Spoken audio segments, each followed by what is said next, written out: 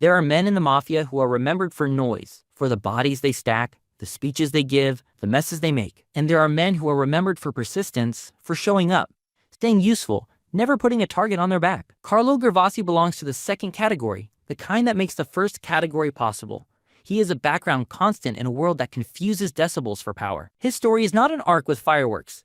It's a slow contour, a demonstration of how the American mafia survives through the ordinary competence of mid-tier leadership. He is the capo you don't worry about until the very end, and by then it's too late, because the thing he threatens is not pride or territory, but continuity itself. Carlo enters our field of view not as a rising character, but as an already established one. The show withholds his origin myth because it doesn't need one. The fact that he is present in rooms that matter is the credential. Tony does not induct him on screen or test him with rousing theatrics.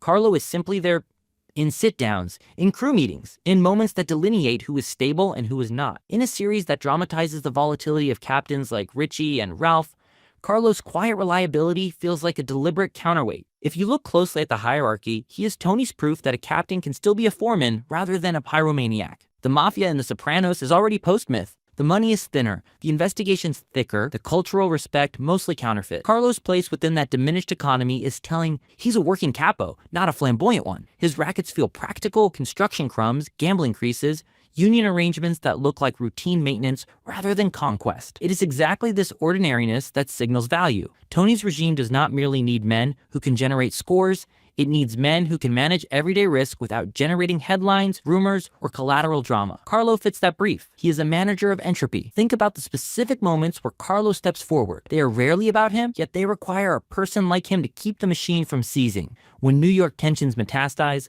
when egos in Jersey boil over, he is one of the few who does not add static to the signal. The show frames him as a node of low variance. You can route delicate problems through him without fearing he'll improvise a catastrophe. In a family where Tony is forever trudging between profit and panic, low variance is a power. Carlo's utility shows most clearly in the aftermath realities, the places where the show often lingers: a body on linoleum, a union guy who suddenly returns phone calls, a sportsbook that keeps margins through holidays. The narrative gives brighter lights to men like Paulie and Silvio, but Carlo's supporting architecture work is just as essential. He is not a strategist in the Shakespearean sense, he is a stabilizer. He doesn't invent order, he preserves it, and in a late-era mob that is constantly eroding, preservation is both conservative and radical. You see this clearly when Vito implodes and the crew map needs redrawing. That moment is a stress test for the whole organization. The family must redistribute labor, reassure earners, and project an illusion of normal business while the floorboards buckle. Carlo's elevation into greater responsibility after that chaos is not a coincidence. Tony is choosing predictability over charisma. The crew that Vito left behind requires a foreman's temperament, someone who can keep vendors compliant,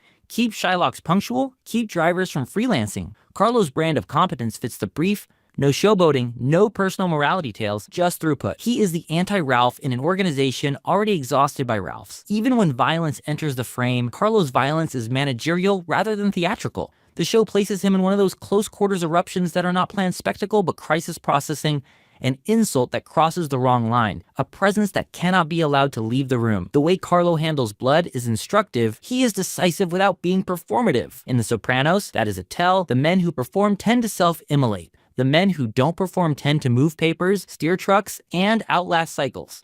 Carlo is a cycle outlaster. He behaves like a man who assumes he will be there tomorrow, and therefore does not need to announce that he was there today. This is the texture of mid-tier mafia power, to be indispensable in ways that don't flatter you. You accept that the boss's gratitude will never be fully expressed, that the headlines will ignore your name, that the people who fear the family will misattribute the fear to louder men. The trade-off is survival and steady influence. Carlo appears to have made that bargain early and kept to it. He is a loyalist to the system, not to the melodrama, which is why his final move does not read as arbitrary. The same properties that made him reliable, practical, unsentimental, risk-aware, also make him a candidate to walk when the actuarial table tilts. The show is judicious about how it reveals this, because the drama is not in betrayal as theater, but in the administrative logic of betrayal. Carlo's son is arrested on a drug charge. The feds have leverage that maps directly onto a father's calculus of risk.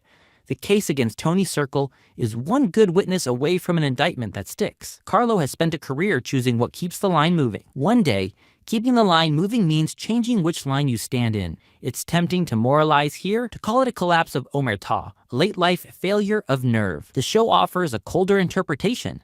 The Sopranos never believed the code was timeless.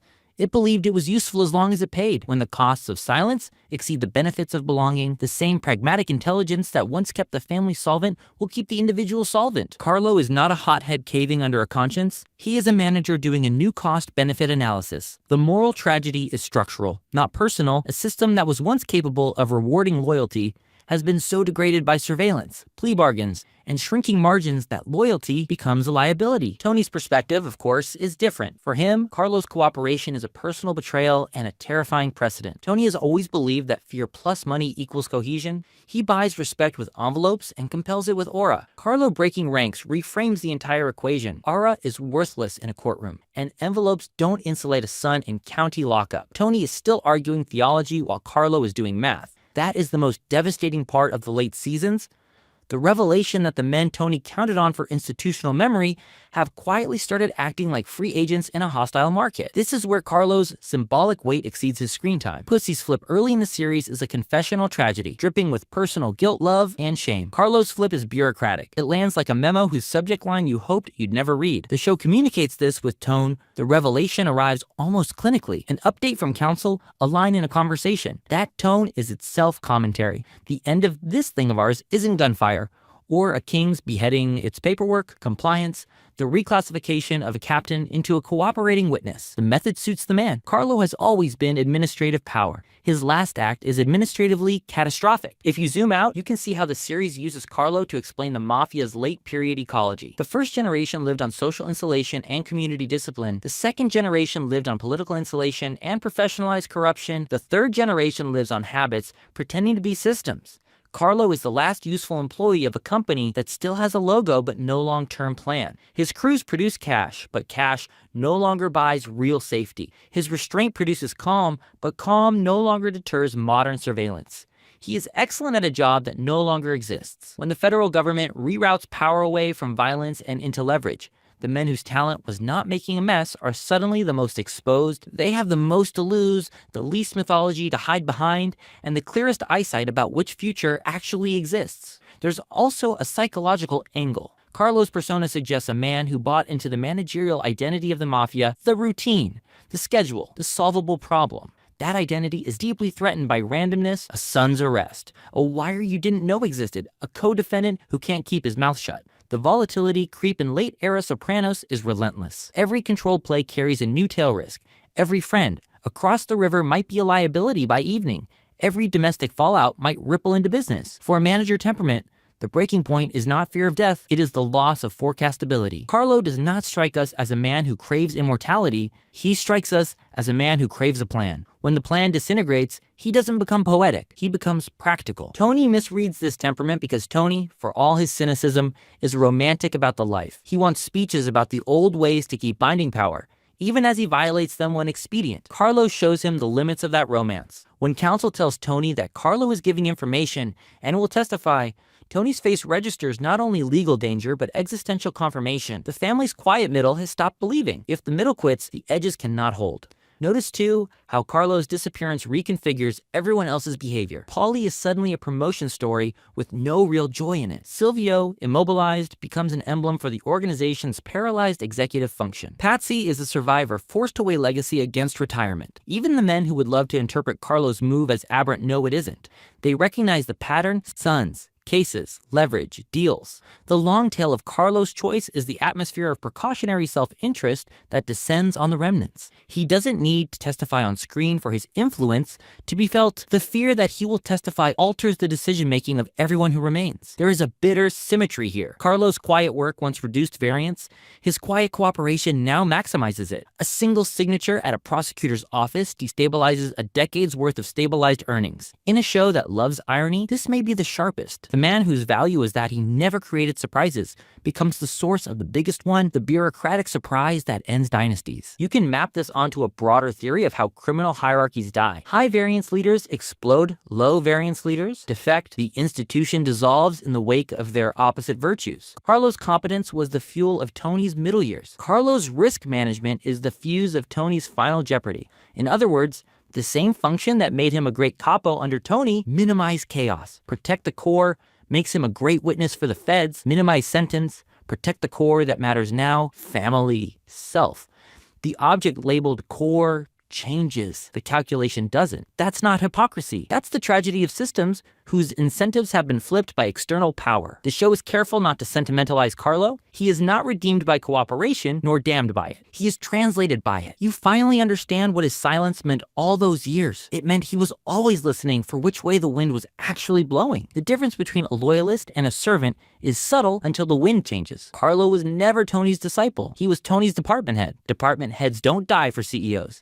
They take the best severance package available. And yet, Carlo's choice does not feel cheap. It feels earned by the slow corrosion that the series documents. Consider the litany of institutional failures that precede it: impulsive captains destroying steady pipelines, interfamily beefs weaponized by men who prefer theatrics to margins, a boss who mixes governance with therapy and substitutes personal tests for organizational design. Carlo witnessed all of that. He stayed. He balanced books. He kept drivers honest. The notion that such a man owes the ship his life when the ship has been punching holes in its own hull is a fantasy that the show takes pleasure in destroying. Loyalty without reciprocal protection is not a virtue, it's negligence. Carlo refuses negligence at the last permissible moment. There's a version of The Sopranos where Carlo never flips and the family limps on, but that would violate the series' central hypothesis: institutions die from the middle. They rot not when the zealots rage, but when the custodians stop believing. Carlo is that custodian. His signature certifies the diagnosis. The final image of Tony scanning a diner is only partly about violence. It is mostly about uncertainty made permanent. The old promise of the life that you could trade today's risk for tomorrow's clarity is gone. Carlo, by moving his risk to a courtroom in exchange for a new kind of clarity, underlines that loss. If you look at his role through the lens of family psychology, another pattern appears. Tony's system is, at bottom, a father cult. He must be the man who knows, decides, protects. Carlo is a father too. The father cult meets actual fatherhood when his son is charged. The test is not performed in a social club, but in a prosecutor's office. Jacobs, and because the Sopranos believes that blood beats myth, the plot resolves the only way it can. The cult loses to the child. It is not that Carlo stops being a mafioso, it's that he never stopped being a father. The two identities were compatible only as long as the state did not force a choice. Once forced, the code is not a force of choice. Once forced, the code is not a code at all. It is a slogan. Slogans do not survive discovery. So what, finally, was Carlo Gervasi's role in the mafia? He was the living proof that the organization needed ordinary excellence more than extraordinary bravado. He supervised revenue, soothed volatility, kept the line moving. He served as Tony's argument that the family could still run like a business. And then, by turning witness, he served as the state's argument that the family was a business and that businesses, when cornered, behave predictably. His last act made retroactive sense of his first.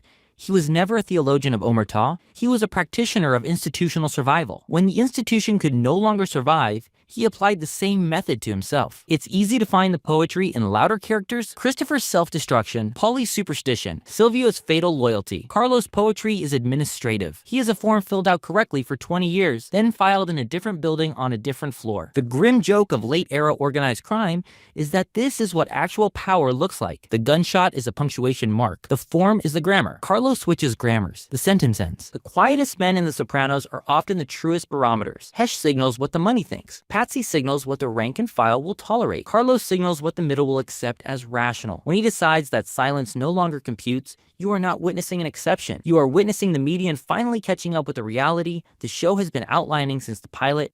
The life cannot promise what it used to. The government can. The father must choose. The middle will move. In a different era, Carlo would have been the archetype of the reliable capo who dies at 70 with a paid-off house and a funeral full of envelopes. In this era, he is the archetype of the reliable capo who becomes a key witness, not because he loved the state, but because the state learned to love leverage. The series asks you to sit with that discomfort. Do you condemn the man for violating a code the leadership violated in substance every time it chose expedience? Or do you accept that the last honest thing a manager can do in a dishonest system is refuse to be the only honest one? Carlo's answer is the show's answer. Institutions are not upheld by heroic speeches, but by balanced ledgers. When the ledgers no longer balance, speeches are noise. Carlo reduces the noise to zero and moves the numbers somewhere safer. That simplicity is almost chilling. It strips the mafia of romance and leaves you with an unadorned question: what is loyalty worth when the institution can't purchase the future it promises? Carlo Gervasi's life. Quiet captain, practical violence, steady earnings, final cooperation is the most precise, least sentimental reply The Sopranos could stage. It tells you that the end comes not with a bang or a fade to black, but with a recalculation, a pen, a door closing on an office we never thought we'd see him enter. And if that feels unsatisfying, that's the point. The entire show is a campaign against satisfying myths. Carlo doesn't betray that campaign. He completes it. He takes the mystique of the mafia, the idea of men who will die for the idea, and replaces it with the modern truth. Men will live for their children. He is not the villain of that truth. He is its most honest accountant. That is Carlo Gervasi's role in the mafia, the stabilizer who became the signal that stability was gone, the competent capo who proved that competence belongs to whoever can still use it, the quiet man whose last administrative act made the loudest noise of all.